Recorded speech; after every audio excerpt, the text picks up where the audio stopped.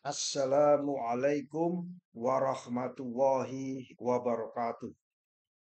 Kawan-kawan semua praktisi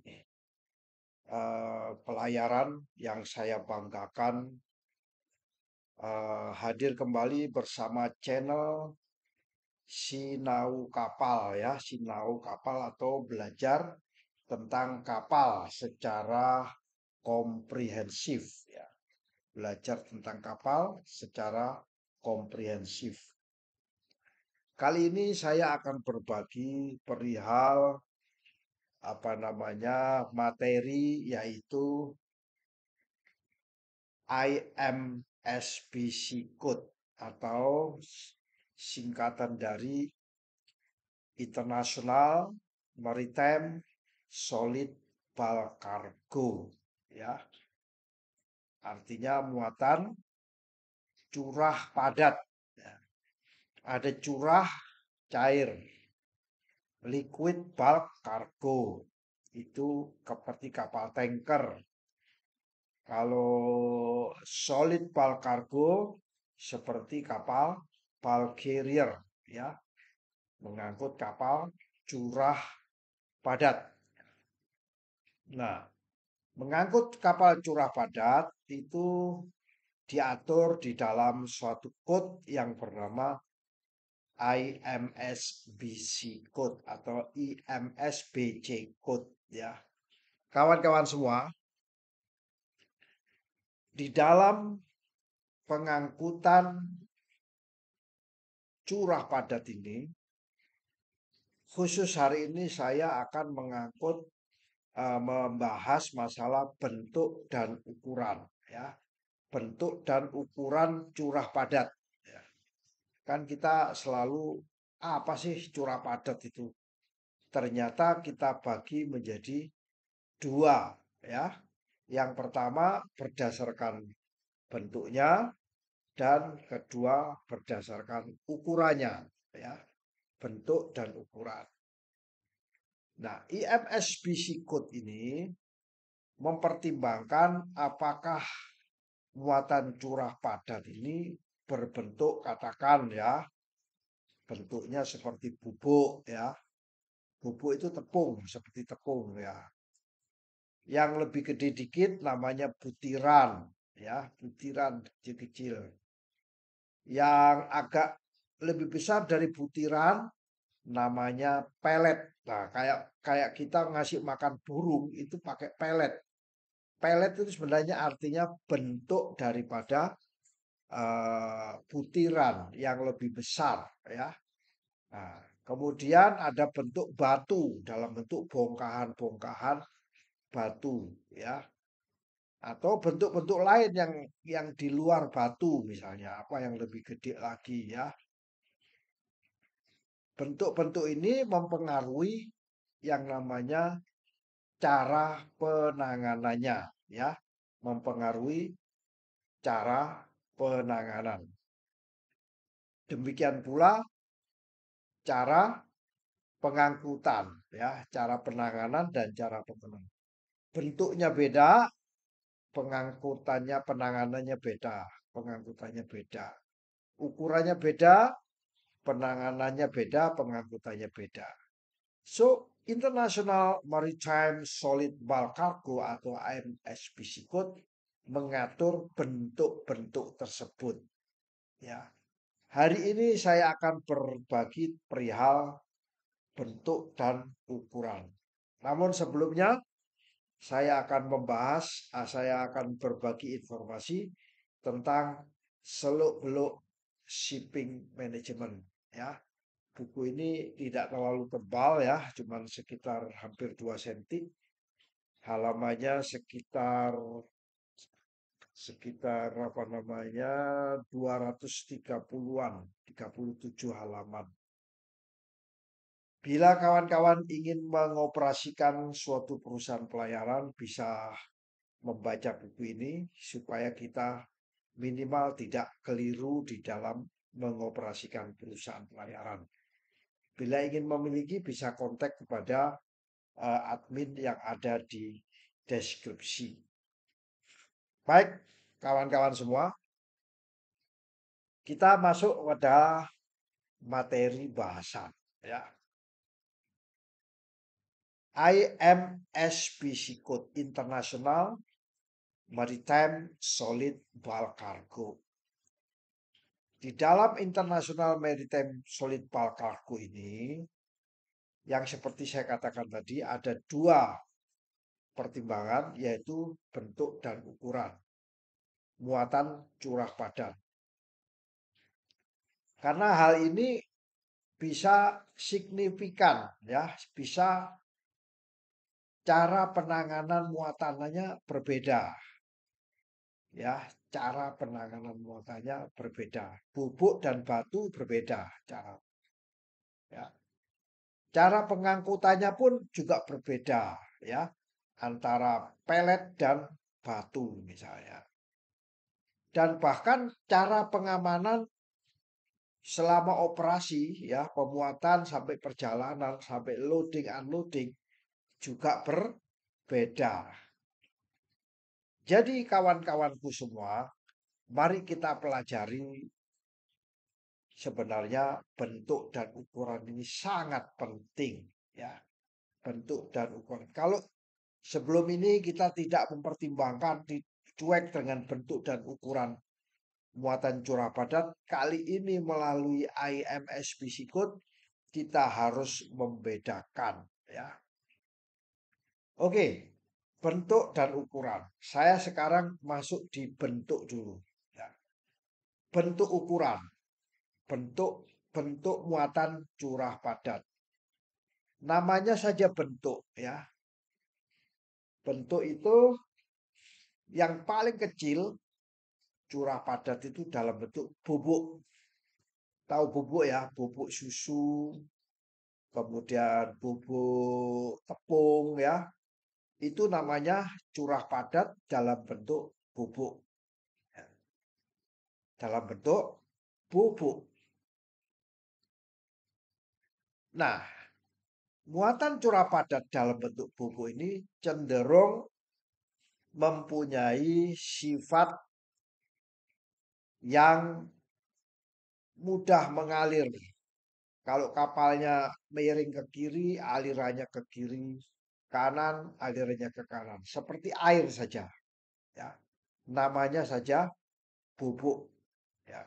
Sifat alirannya ada. Dan itu mempengaruhi stabilitas suatu kapal. Ya. Nah itu. Kadang-kadang kalau kapal mengalami trip, bergerak ke depan dari cargo hold, kalau steam by stern, jadi terjadi perpindahan bubuk, ya, perpindahan apa namanya bubuk, ya, ukuran bentuknya, perpindahan bentuknya. Nah, bubuk itu dapat menimbulkan masalah. Kalau di kapal, bubuk dapat menimbulkan masalah. Bahkan orang yang berada di sekitar bubuk, wajahnya bisa katakan tepung ya, bisa putih semua. Kalau mengenai badan nggak apa-apa, tapi kalau mengenai hidung, paru-parunya bisa kemasukan bubuk ya. Inilah yang diatur oleh IMSBC Code. Bubuk ya, menimbulkan masalah debu. Kapal berjalan ke sana, bubuknya keluar mengenai apa namanya bridge, kacanya bridge, ya, anjungan. Jadi bubuk ini bisa mengakibatkan masalah debu yang memerlukan cara pengendalian debu yang efektif. Jadi kapal bulk carrier yang mengangkut bubuk harus memerlukan pengendalian debu yang efektif. Ini kita masih belajar bentuknya. Muatan curah padat saja kita harus membuat sistem pengendalian debu ya. Makanya ada prosedur pengendalian debu untuk bulk carrier yang mengangkut muatan curah padat dalam bentuk bubuk. Oke, tadi kita sudah bahas masalah bubuk, kemudian butiran. Butiran tuh biasanya lebih besar daripada bubuk ya. Butiran tuh lebih besar daripada bubuk.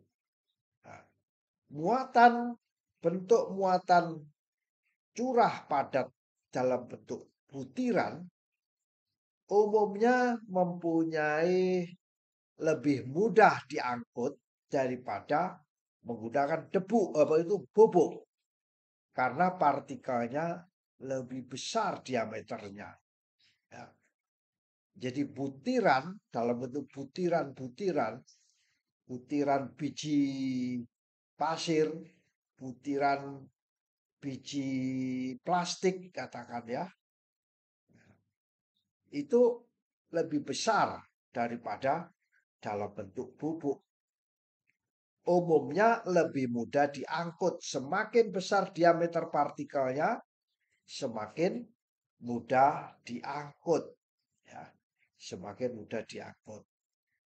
Dan semakin mudah untuk ditangani daripada bubuk. Bubuk adalah yang terberat, yang tersulit.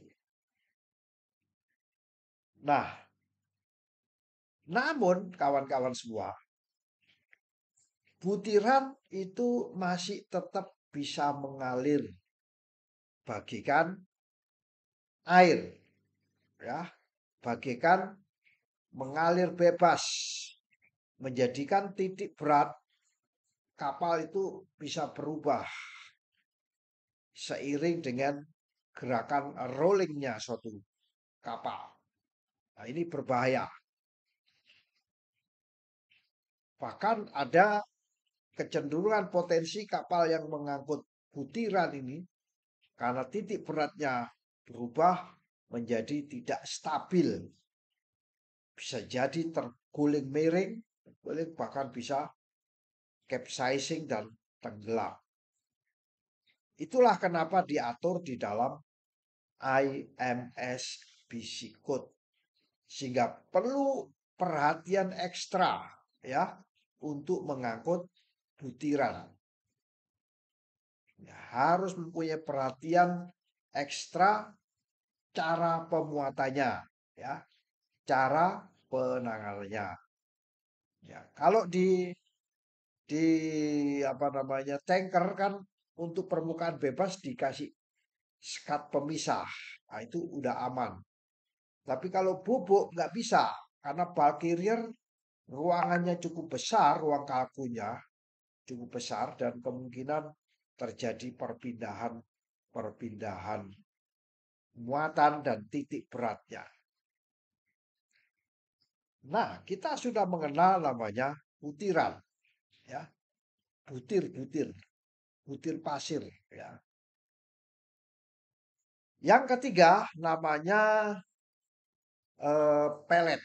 Nah, ini seperti yang saya katakan tadi, pelet itu bukan makanan burung, bukan makanan kucing ya, tapi lebih besar lagi dari butiran.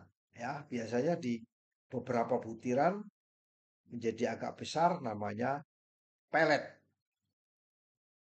Pelet ini juga jenis bentuk muatan curah padat yang dibentuk dari butiran-butiran menjadi pelet atau dari tepung bubuk menjadi pelet. Ya. Nah, pelet ini memiliki kestabilan yang lebih baik dibandingkan debu dan butiran. Jadi mengangkut pelet lebih mudah daripada mengangkut butiran maupun debu, ya, butiran dan debu. Sehingga muatan curah padat dalam bentuk pelet ini lebih baik dan cenderung kurang menghasilkan kestabilan yang lebih bagus atau yang maksudnya gini, muatan pelet ini akan cenderung menghasilkan stabilitas kapal yang lebih baik dibandingkan dengan yang menggunakan debu ya atau pupuk dan butiran. Kestabilannya ya, titik beratnya tidak mudah berubah ya, titik beratnya tidak mudah berubah. Nah, tentunya dibandingkan dengan butiran dan pupuk. Nah, hal ini membuat pengangkutan pelet ini jauh lebih relatif lebih mudah ya. Pakai menggunakan Grab pun juga bisa ya. Grab juga bisa. Tapi kalau tepung biasanya menggunakan lebih tepatnya lagi menggunakan bell conveyor ya. Bell conveyor ya yang tertutup. Penanganannya harus tertutup biar tidak berhamburan kalau bubuk. Tapi kalau pelet nggak bisa berhamburan, dicurahkan langsung jatuh ke ruangan kargo ya, relatif lebih mudah dan lebih aman. Nah, muatan curah padat yang lebih besar lagi apa? Dalam bentuk batu ya. Kalau tadi bubuk, kemudian butiran, pelet dalam bentuk batu ya, batu-batuan, bongkahan. Nah, batu ini juga merupakan muatan curah padat ya, muatan curah padat atau material padat yang memerlukan peralatan khusus misalnya klamsel ya atau menggunakan grab ya untuk pengangkutannya memindah dari pelabuhan ke kargonya kapal ya daripada menggunakan belt conveyor ya. Dan biasanya membutuhkan alat angkut yang lebih berat ya yang kemampuan angkatnya jauh lebih berat karena batu dan volumenya kadang-kadang juga besar. Jadi kawan-kawanku semua, bentuk curah padat ternyata ada 4. Yang pertama bubuk, kedua butiran, pelet, dan batu. Jadi kita belajar memahami muatan kargo ini yang curah padat ini harus tahu bentuknya kayak apa. Ya. Nah, tadi sudah saya bilang curah padat kita pertimbangkan bentuk dan ukuran. Sekarang kita bahas masalah ukuran daripada curah padat. Ukuran kita bagi menjadi beberapa, salah satunya partikel ya. Partikel kecil ya. Bubuk itu partikel. Jadi ukuran muatan curah padat yang pertama jenisnya partikel. Partikel ada partikel kecil, debu, partikel yang akar. Tapi namanya partikel itu pasti kecil ya. IMSB Sikut mempertimbangkan ukuran partikel muatan curah padat. Hal ini mempengaruhi aliran muatan ya. Kembali lagi bahwa aliran partikel itu jauh lebih mudah. Kemampuan pemuatan juga harus diketahui berapa sebagai conveyor dan risiko pencemaran lingkungan ya. Pencemaran kalau itu tidak beracun nggak apa-apa, tapi kalau yang beracun lah berabe kita ya. Jadi ukuran nomor satu namanya ukuran. Misalnya muatan partikel yang halus sekali itu bisa masuk ke hidung dan bisa mempengaruhi paru-paru kita dan memerlukan pengendalian khusus orang yang kru kapal yang mengangkut dalam partikel kecil, maka harus menggunakan masker.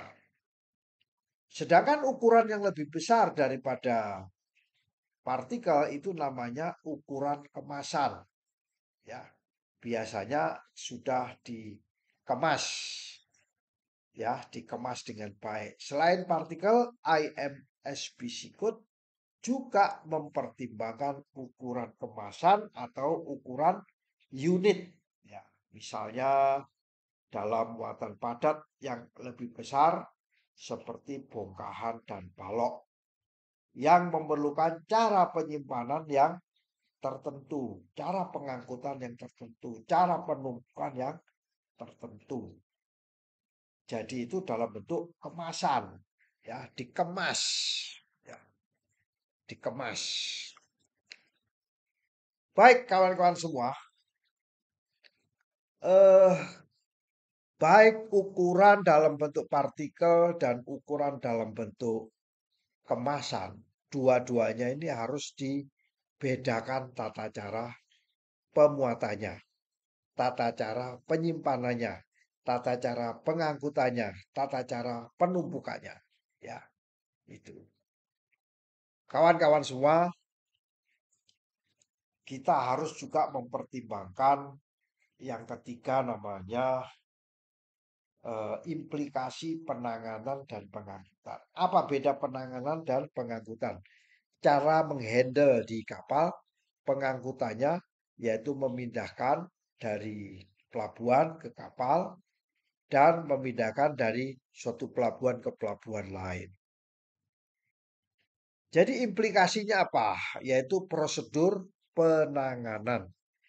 Bentuk dan ukuran muatan curah padat mempengaruhi prosedur, ya, mempengaruhi prosedur penanganan yang harus dipatuhi oleh kru kapal, pemilik kapal, dan operator kapal. Seperti misalnya, ya, misalnya pengangkutan penggunaan daripada alat-alat pengangkut yang yang yang tepat, yang sesuai, dan teknik-teknik penumpukannya, ya. Misalnya dalam bentuk bel, ya, dalam bentuk bel. Bel itu seperti sak-sakan, ya.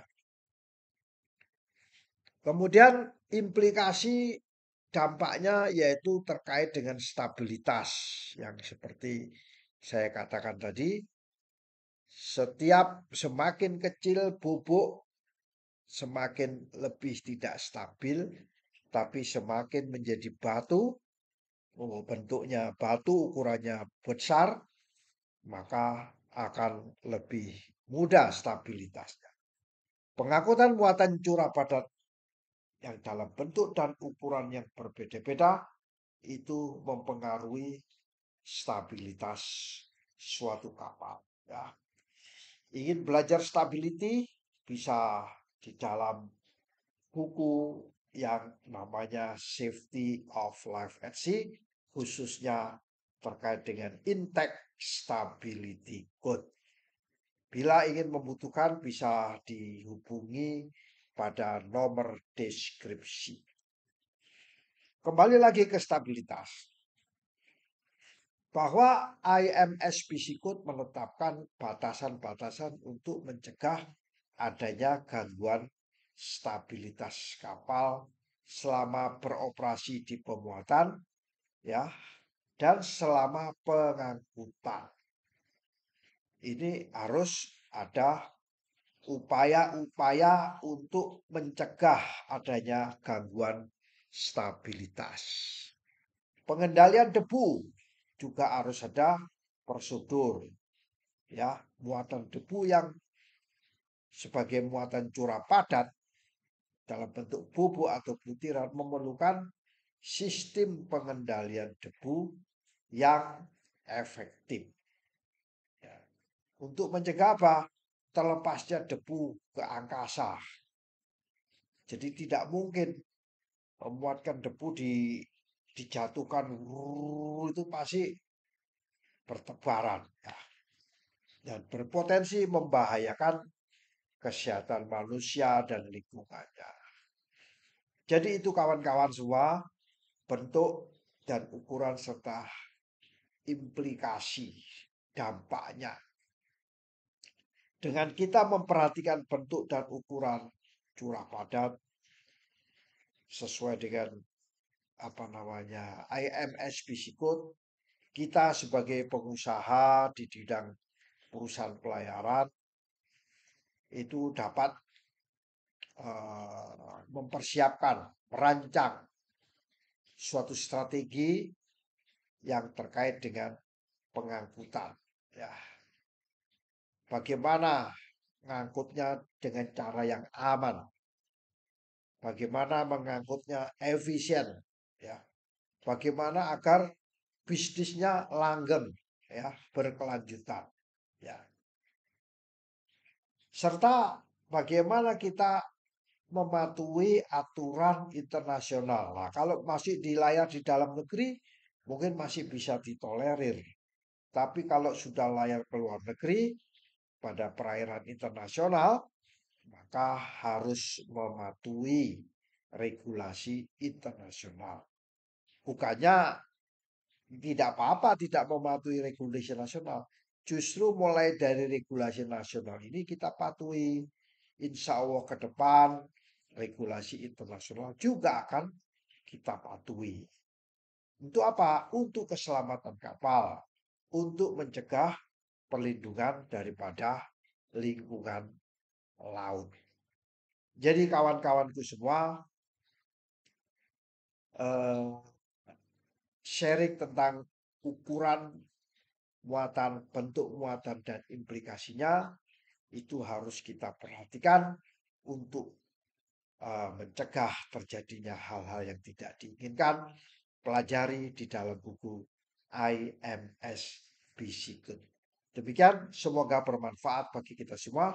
Wassalamualaikum warahmatullahi wabarakatuh.